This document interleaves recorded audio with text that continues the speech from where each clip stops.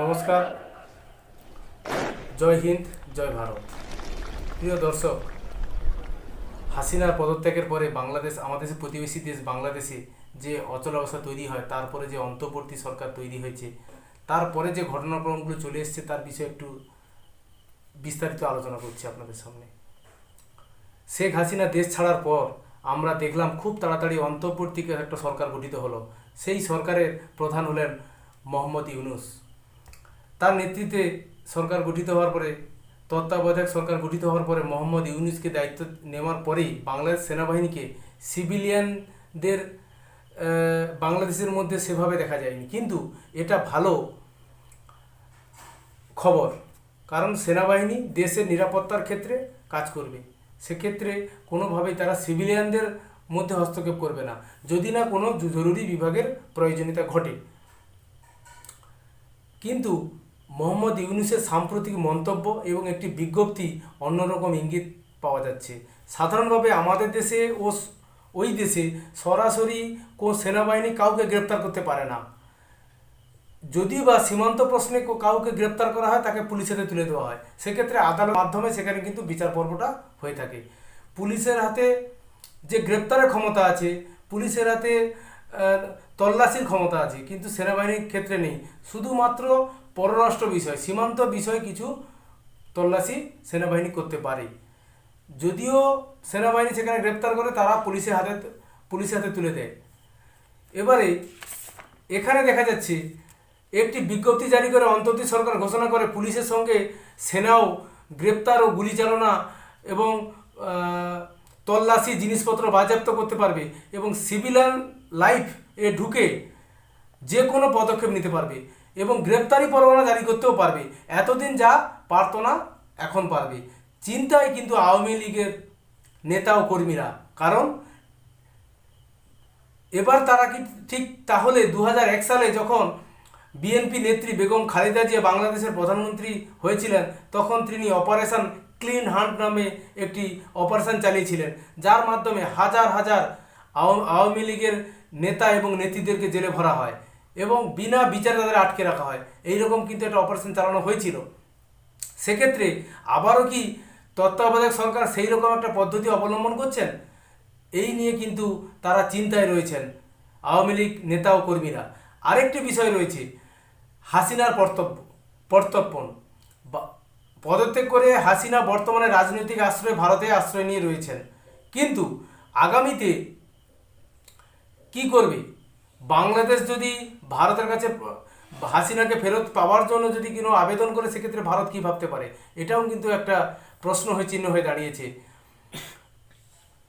ভারতের সঙ্গে যে দ্বিপাক্ষিক ব্যাংককে হওয়ার কথা আছে 10ই অক্টোবর দ্বিপাক্ষিক বৈঠক, সেখানে কিন্তু মোহাম্মদ ইউনূস অবশ্যই ভারতের নেতৃবৃন্দর কাছে হাসিনাকে ফেরত পাওয়ার ক্ষেত্রে তার দাবি দাওয়া পেশ করতে পারে।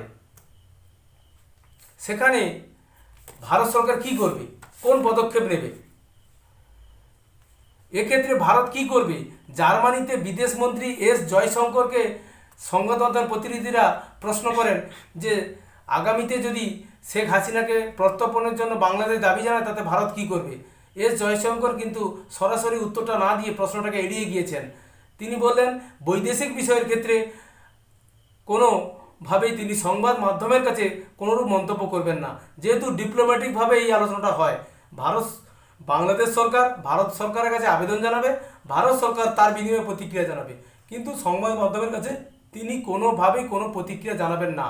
এই প্রসঙ্গে বলি, ভারত বাংলাদেশের মধ্যে 2013 সালে একটি মূলত জঙ্গি, পাচারকারী এবং চোরাচালানকারীদের কে প্রত্যর্পণের জন্য একটা চুক্তি হয়েছিল। সেখানে রাজনৈতিক যারা ভাবে বন্দি, তাদেরও একটা প্রত্যর্পণের চুক্তি হয়েছিল। কিন্তু 2016 সালে সেই চুক্তির একটা পরিবর্তন আনা হয়। কোনো দেশ যদি মনে করে রাজনৈতিক কারণে আশ্রয় নেওয়া কাউকে ফেরত চাওয়া হচ্ছে, সেক্ষেত্রে দুটি দেশই এই চুক্তি মানতে বাধ্য নয়। যদিও ফেরত দেওয়া হয়,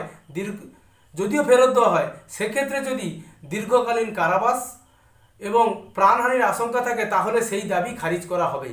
আমরা একটা বিষয়ে মনে করতে পারি, ভারত সরকার হাসিনাকে বাংলাদেশের হাতে তুলে দেবে না বা তুলে দিতে চাইছে না। এস জয়শঙ্করের বডি ল্যাঙ্গুয়েজ দেখে কিন্তু এক প্রকার নিশ্চিত হওয়া যায়। এক্ষেত্রে হাসিনার নামে বর্তমানে এখনও বাংলাদেশে 60টির বেশি মামলা রুজু হয়ে গেছে। খুন এবং নাগরিক জীবনের প্রাণহানি, সম্পত্তি বিনাশ, এই রকম বিভিন্ন মামলা দেখিয়ে কিন্তু হাসিনার বিরুদ্ধে অনেকগুলি মামলা করা হয়েছে।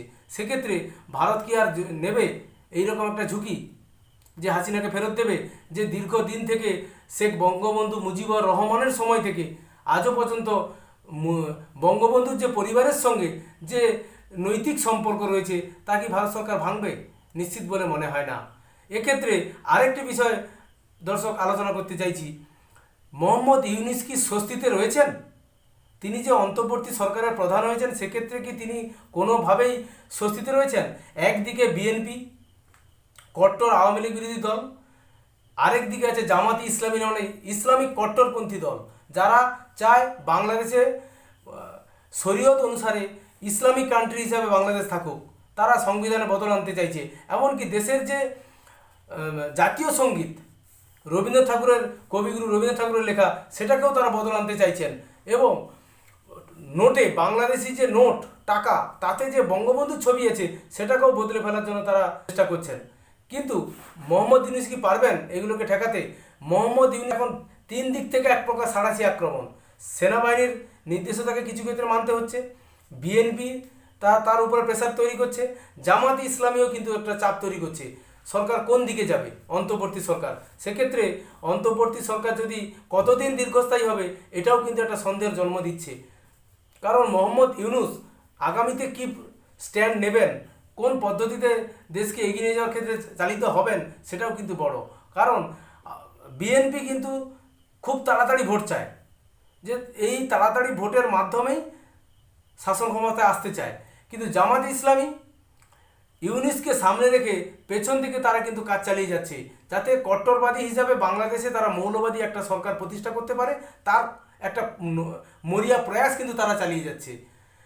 এবারে আসছি, এই যে বিজ্ঞপ্তিটা এতক্ষণ আমি আলোচনা করলাম, সেখানে কি দেখা যাচ্ছে? সেনাবাহিনীকে 2 মাসের জন্য এক প্রকার পুলিশের পোশাক চাপিয়ে দেওয়া হয়েছে সেনাবাহিনীর গায়ে। পুলিশের পোশাক পরলে সেনাবাহিনী কী করতে পারে? ধরপাকড় করতে পারে, বেআইনিভাবে কী করতে পারে? কাউকে গ্রেপ্তার করতে পারে কোনো কারণ ছাড়াই। এমনকি ডাক বিভাগে যে চিঠি আদান প্রদান হয়, সেই চিঠির বিষয়বস্তুও চাইলে কিন্তু কেটে তারা পড়তে পারে। এতটা গোপনীয়তা কিন্তু তারা কিন্তু ভেঙেও তারা করতে পারে। এই যে আগামী 2 মাসের যে একটা ফ্রি হ্যান্ড দেওয়া হয়েছে সেনাবাহিনীকে, বাংলাদেশ সেনাবাহিনীকে, সেক্ষেত্রে তারা যদি পুলিশের মতো আচরণ করে, সেক্ষেত্রে তো যারা বিরোধী শাসক দল ছিল আওয়ামী লীগ, তারা কি করবে? তাদের নেতানেত্রীরা কোথায় যাবেন? এই আশঙ্কা কিন্তু এক প্রকার থেকে যাচ্ছে। নতুন করে একটা অশান্ত হওয়ার কিন্তু একটা সম্ভাবনা থেকেই যাচ্ছে। দর্শক, আরেকটি বিষয়, যেভাবে ভারত বিদ্বেষী মতামত বাংলাদেশে তৈরি হয়েছে, কোনো কারণে যদি ওখানে বন্যা হয়, সেক্ষেত্রে মনে করা হচ্ছে ভারতের জন্য দায়ী। কোনোভাবে যদি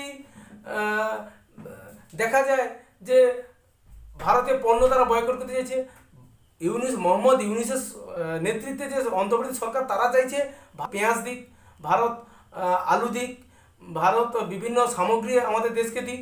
কিন্তু দেশের মধ্যেই হচ্ছে পণ্য বয়কটের একটা আবেদন, যে ভারতীয় পণ্যকে বয়কট করার একটা প্রয়াস কিন্তু চলছে। সেক্ষেত্রে আবার সরকারের পক্ষ থেকে বলেছে যে বাংলাদেশকে পণ্য দাও। এক্ষেত্রে কিন্তু ইলিশ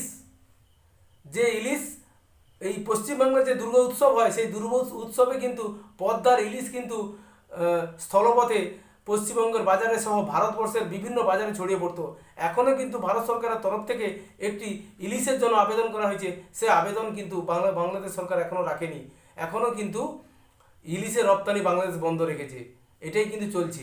আগামী দিনে হাসিনার বিষয়ে ভারত সরকার কী সিদ্ধান্ত নেয় এবং বৈদেশিক সম্পর্কের ক্ষেত্রে ভারতের সঙ্গে বাংলাদেশের কীরকম সম্পর্ক দাঁড়াবে, সেটাও কিন্তু আমরা অবশ্যই লক্ষ্য রাখবো, বা লক্ষ্য আমাদের থাকবে। এবং আগামী দিনে ইউনূস কতটা, যেভাবে অন্তর্বর্তী একটা সরকারের ছাত্র সংগঠনের নেতারা রয়েছেন, বিএনপি রয়েছে, জামাতি ইসলামী রয়েছে, সহ কট্টরবাদী বহু দল রয়েছে, তারা কিভাবে, কিন্তু বিশেষভাবে উল্লেখিত আওয়ামী লীগকে বাদ দেওয়া হয়েছে, যেটা নাকি শাসক দল ছিল, তাদের যে এত প্রতিনিধি, দলীয় সংগঠন এত মজবুত সংগঠন, তাদের কোনো প্রতিনিধিকে এই অন্তর্বর্তী সরকারে রাখা হয়নি। সেক্ষেত্রে আগামীতে কত তাড়াতাড়ি নির্বাচন করতে পারবে মোহাম্মদ ইউনূস, নির্বাচন করে নির্বাচিত সরকারের হাতে ক্ষমতা ন্যস্ত করতে পারে, সেটাই কিন্তু আমাদের দেখার। অবশ্যই আমাদের সেদিকে চোখ থাকবে।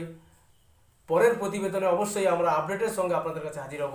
কাকদ্বীপ টিভির পক্ষ থেকে প্রতাপ, নমস্কার।